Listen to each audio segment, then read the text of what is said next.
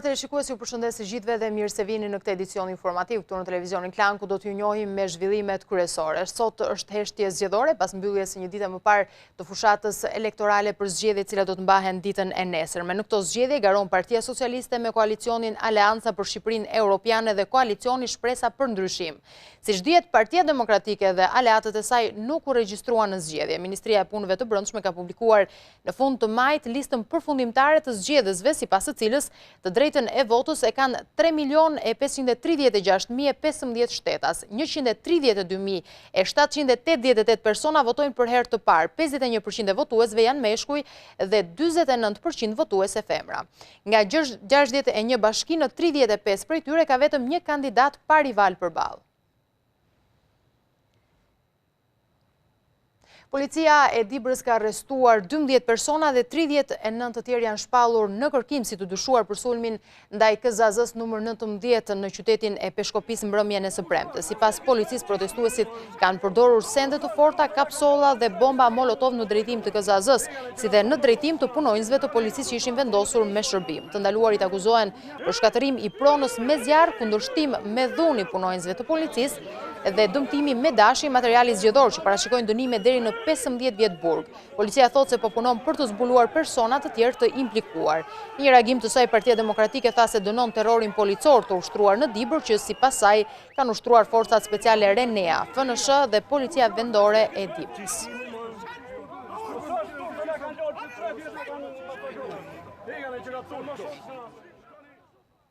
Shtetet e Bashkuara kanë paralajmëruar dje dy partit kryesore, Partinë Demokratike dhe Lëvizjen Socialiste për integrim, se mund të futen në listën e zezë nëse do të pengojnë zgjedhjet. Qeveria amerikane nëpërmjet zëvendës ndihmësit sekretarit amerikan të shtetit Matthew Palmer u kërkon krerëve të opozitës që të bëjnë të qartë mbështetësve që të mos ketë dhunë më 30 qershor.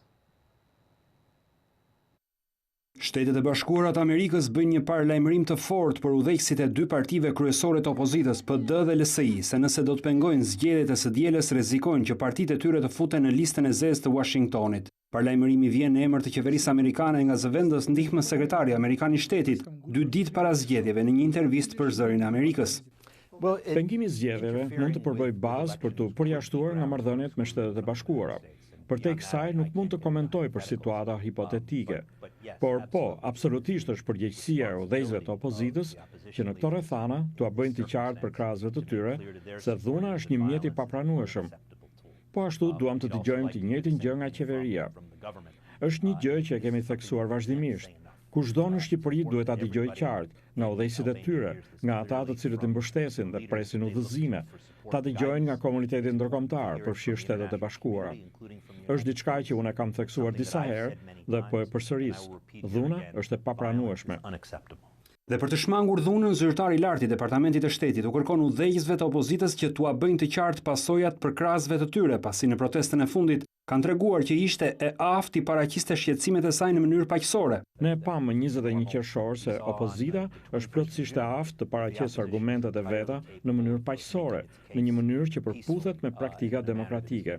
Ne duam të shohim që edhe në 30 qershor ngjarjet të zhvillohen pa dhunë. Por a do t'jenë zgjedhjet legjitime pa pjesëmarrjen e opozitës? Zoti Palmer thotë se bojkoti i opozitës nuk i bën ato të pavlefshme. Listen, it's certainly less than ideal that there's a local election. Është një situatë më pak se ideale që zgjedhjet vendore të zhvillohen pa pjesëmarrjen e opozitës, por kjo nuk do të thotë që zgjedhjet në vetvete nuk janë të vlefshme. Njerëzit që duan të marrin pjesë, që duan të votojnë, duhet jenë të lirë ta bëjnë këtë.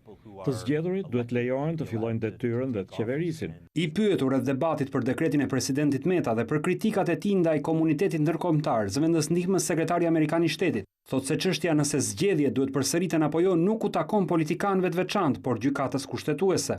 Pas zgjedhjeve do të ketë mundësi që të krijohet gjykata kushtetuese. Është plotësisht e mundur që gjykata të vendosë që zgjedhjet duhen përsëritur, por kjo i takon gjykatës ta vendosë dhe jo politikanëve të veçantë. Shtetet e Bashkuara, thotë zoti Palmer, presin që pas një korikut, qeveria dhe opozita duhet të ulen për reformën zgjedhore dhe të rikonfirmojnë qëndrimet e tyre për reformën në drejtësi. Janë disa gjëra që ne shpresojmë të ndodhin pas një korrikut. E para është dialogu mes qeverisë dhe udhëheqësve të partive të opozitës për reformën elektorale. Duam që gjithë partitë të ripohojnë mbështetjen për reformën në drejtësi dhe duam të shohim formimin e institucioneve të Shqipërisë, si gjykata kushtetuese, që do të lejonin një funksionim të qetë të proceseve demokratike në Shqipëri. Për sa u përket përgjimeve të publikuara nga gazeta gjermane Bild, zoti Palmer i quan ato akuza serioze dhe kërkon hetime serioze. Ne do të mbështesim një hetim nga institucionet dhe autoritetet shqiptare, një hetim që është profesional, transparent, që të çon drejt një përfundimi. Këto janë akuza shumë serioze që kërkojnë hetime serioze.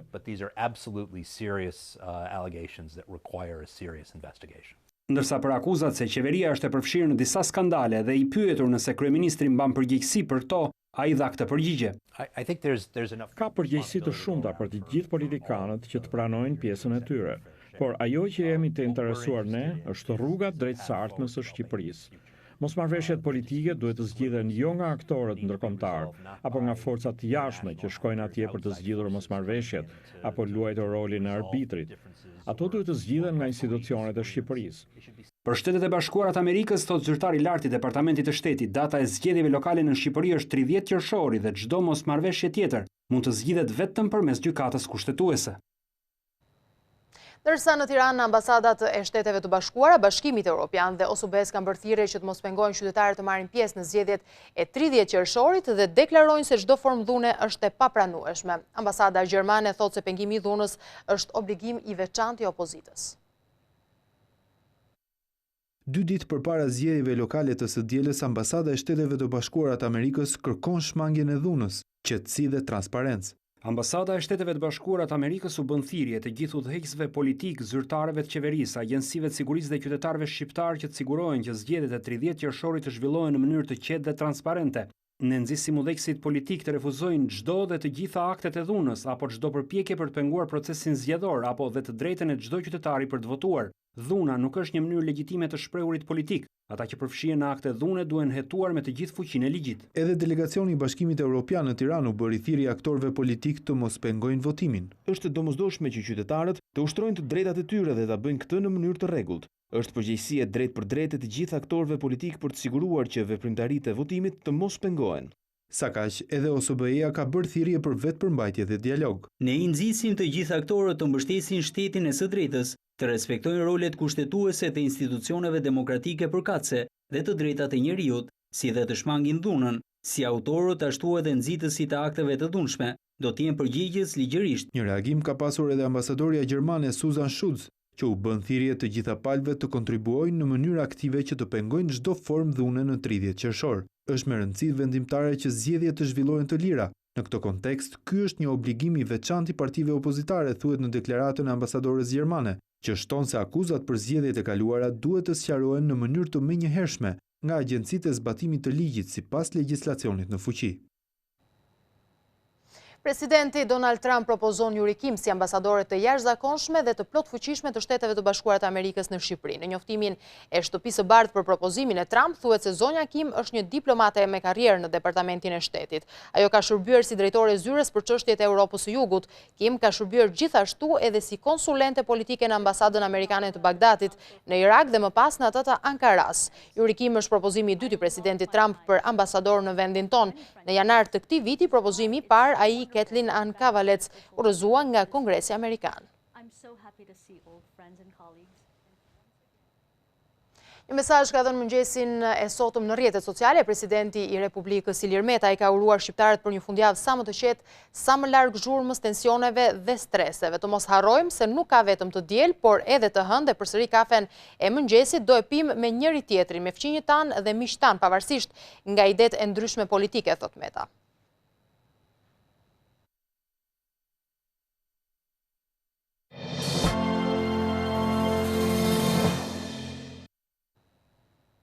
Operatorët turistik shprehen të shqetësuar për ecurinë e sezonit turistik, ata thonë se shkak është situata politike në vend, por dhe mungesa e infrastrukturës, pasi Shqipëria vazhdon të ketë vetëm një aeroport. Në Shqipëri edhe për këtë sezon turistik vijon të dominojë turizmi i plazheve, por operatorët e këtij tregu janë të shqetësuar lidhur me dy arsye. E para, situata politike, e cila ka bërë uljen e rezervimeve për turistët që vinë në Shqipëri, por dhe mungesa e aeroporteve për gjatë destinacioneve kryesore të turistëve. Besnik Vati, drejtuesi i një agjencie turistike, thotë se kërkesat nga jashtë edhe për këtë vit vazhdojnë të jenë për Bregdetin, ku dominon Durrësi. Destinacionet të tjera të pëlqyera nga turistët e huaj janë edhe plazhet e Sarandos, Vlorës dhe Shëngjinit, por për të udhëtuar në këto zona, turistët zgjedhin aeroportin e Korfuzit dhe të Podgoricës. Turizmi i plazheve do ishte shumë më i madh nëse do ishin zgjidhur problemet për aeroportin ekzistues, apo nëse do të kishte një aeroport tjetër në jug. Këtë vit sezoni turistik ka qenë i vakët, ku operatorët bëjnë përgjegjëse situatën politike. Madje ata thonë se ka patur edhe raste të anulimeve të vizitave në Shqipëri. Kjo ka bërë që së pari lëvizja e të huajve drejt Shqipërisë të jetë më e frenuar, të ketë disa anullime. Sipas të dhënave të Instat, në muajin maj hyrjet e shtetasve të huaj në Shqipëri u rritën me 1.7%, duke shënuar një nga rritjet më të ulta të viteve të fundit. Është hapur tashmë njëri kraj bypassit të Fierit, ndërsa pjesa tjetër pritet që të përfundojë brenda nëntorit. Ky projekt shkurton me 30 minuta rrugën për në Vlorë. Hapet në njërën anë të tij bypassi i Fierit që pritet të lehtësojë ndjeshëm qarkullimin e mjeteve që shkojnë drejt jugut, me fluks të lartë veçanërisht gjatë sezonit turistik. Ky investim shmang trafikun që krijohej në segmentin Fier-Levan, ndërkohë që rruga drejt Vlorës shkurtohet me 35 minuta. Për sa kohë bëhet? Ndoshta çfarë? Më përpara i keni bërë këtë rrugë? Po. Kaluar në drejtim të... Po, e kam bërë. Mendon se është një zgjidhje e mirë bypassi? Po, super, jo shumë, për ne është shumë zgjidhje e mirë. Shkurtim kohë e kishit? Po. Më përpara keni udhëtuar në segmentin Fier-Levan? Po. Më përpara ka pas trafik, tani s'ka trafik. Tashmë, pas një historie të gjatë ngërçje e bllokimit si rezultati një kontrate dhe projekti me probleme serioze, bypassi i Fierit është drejt përfundimit. Brenda muajit nëntor, ky segment do të jetë plotësisht i hapur.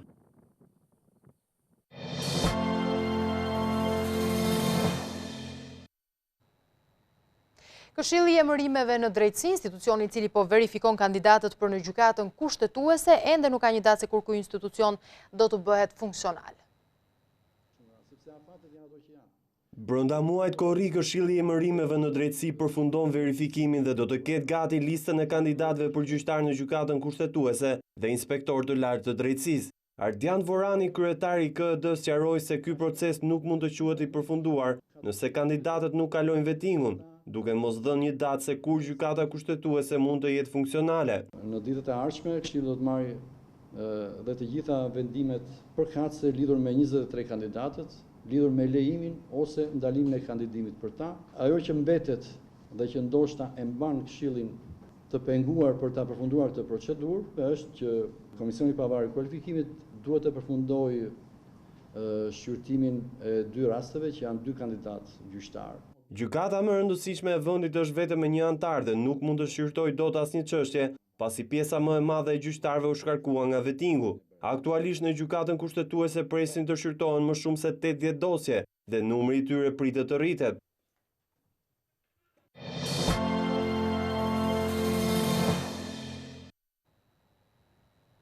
Ka shënuar rritje numri i maturantëve ngelës në maturën shtetërore, krahasuar me një vit më parë. Rezultatet më të dobta janë në gjuhën shqipe dhe në matematikë. Rritet numri i maturantëve ngelës në sistemin parauniversitar shqiptar. Sipas të dhënave të publikuara nga Qendra e Shërbimeve Arsimore, numrin më të lartë të maturantëve ngelës regjistrohen në provimin e matematikës, i ndjekur më pas nga provimi i gjuhës shqipe dhe letërsisë, si dhe gjuhës së huaj. Krahasuar me një vit më parë, përqindja këtë vit është disa herë më i lartë i maturantëve ngelës. Nga matura shtetërore në rezultatet e dala nga provimi i gjuhës shqipe dhe letërsisë, rreth 1900 maturantë kanë marrë notën 4, ndërsa një vit më parë ngelnin vetëm 3.8%, ndërsa vetëm një maturant në kryeqytet rezulton ekselent, duke marrë 59 pikë nga 60 që ishte totali, duke vlerësuar me notën maksimale 10. Ndërsa numri i nxënësve që janë nënshtruar maturës shtetërore është rritur këtë vit, për gjuhën e huaj 1363 maturantë ose 3.29% prej tyre janë ngelës, ndryshe nga një vit më parë kur të tillë ishin vetëm 1%. Provimi i matematikës vijon të jetë më i vështirë i maturantëve. Nga 36.135 maturant, në provimin e maturës shtetërore kanë marrë notë 4 rreth 6%, ose e thënë ndryshe rreth 2200 nxënës kanë ngelur. Ngelësit në matematikë janë në të njëjtat kuota si një vit më parë. Numri i nxënësve me rezultate topta është 6 herë më i lartë në krahasim me nxënësit me notën maksimale 10, referuar të dhënave nga Ministria e Arsimit. Nota mesatare e provimit të gjuhës shqipe dhe letërsisë në rang vendi është 6.5. tvklan.al, webi më i klikuar ndër të gjithë televizionet mbar shqiptare. Lajmi i fundit, gjithçka ndodh në vend, rajon dhe botë. I gjeni në kohë reale në tvklan.al. Informohu në lëvizje vetëm me një klikim në celularin tuaj, edhe në aplikacionin tvklan.al. Video dhe lajme për çdo emision, dhe të rejat apo sinopse të serialeve tona, vetëm në tvklan.al. Besueshmëri, shpejtësi, cilësi dhe interaktivitet. Klan, televizioni mbar shqiptar më i ndjekur. Parlamenti i Maqedonisë së Veriut ka votuar për riformatimin e qeverisë dhe kryeministri Zaev do të drejtojë në këtë mënyrë financat deri në zgjedhjen e një ministri të ri. Ndjekim kronikën e përgatitur nga kolegët e Klan Maqedonisë. Me 65 vota për dhe 25 kundër në Kuvendin e Maqedonisë së Veriut kaloi propozimi për zgjedhjen e 5 ministrave të rinj në qeveri. Kryeministri Zaev në fjalën e tij përfundimtare theksoi se në kushte kur vendi deri në fund të vitit pret hyrjen në NATO dhe fillimin e negociatave me Bashkimin Evropian, duhet të maksimalizohen efektet e reformave. Në një situatë të këtillë maksimalisht duhet të përkushtohemi për reforma të përgjithshme në vend me impakt maksimal, për të cilët besoj se pjesa më e madhe e reformave janë në përgjegjësinë tonë. Debati dytëtor për riformatimin qeveritar në Kuvend kaloi në debate të ashpra mes opozitës dhe pozitës. Për shkak të paaftësisë vendosët të sakrifikoni një pjesë të vogël të bashkëpunëtorëve tuaj të pasuksesshëm, por pjesa më e madhe që dëshmuan se nuk kanë kapacitete minimale për të udhëhequr institucionet mbeten në pozitat e tyre që t'i shkaktojnë edhe më të dëme shtetit.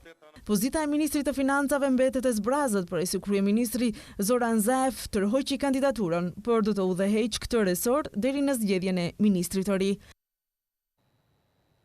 Serbët kanë kujtuar 630 vjetorin e betejës së Kosovës, ata mbanin në duar pankarta Kosova është Serbi. Vlerta Dalloshi Berisha raporton nga Prishtina. Shumë Serbë nga Kosova dhe Serbia me vetura private dhe autobus jam syn nga Zimestanit për të festuar festën e Vidovdanit. Shumica prej tyre mbanin flamujt të Serbis dhe pankarta me mesazhe si Kosova është Serbi. Pasi u përkujtuan, siç u tha vuajtjet që edhe sot populli serb i ka në Kosovë, porësia nga ky manifestim ishte se Kosova do të mbetet përgjithmonë serbe. Manifestimin u udhëhoqi kreu i kishës ortodokse serbe në Mal të Zi, Amfilohje.